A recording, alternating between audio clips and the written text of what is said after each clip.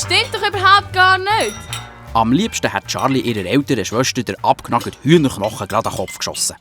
Wenn es nämlich ums Abwaschen geht, hat Charlie mit der Johanna immer Streit. Doch, Katharina, du bist dran.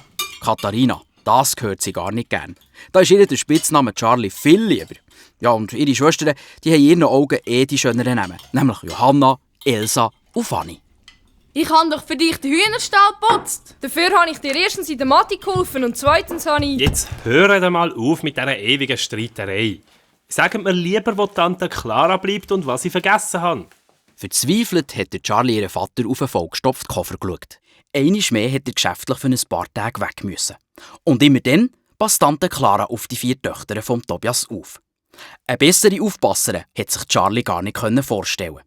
Ausgesehen tut Clara zwar wie eine alte Nein-Schullehrerin, ist aber alles andere als das.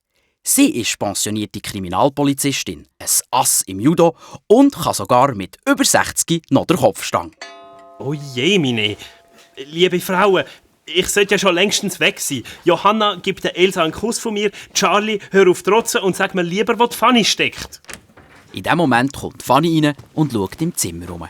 Papi, hast du die Hannelore gesehen? Aufgegessen haben wir sie, Fanny. Fein gsi.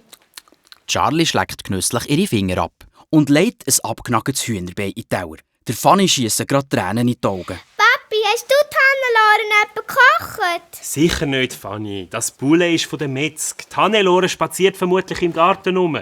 Die Hannelore ist das Haushuhn von der Familie Fall. Auf einem Auge blind und trotzdem von der Fanny heiß begehrt. Das Gespräch wegen der Hannelore ist durch ein unglaubliches Geknatter unterbrochen worden. Das kann nur jemand sein. Tante Clara mit ihrem uralten, knallgelben, dreirädrigen Kabinenroller.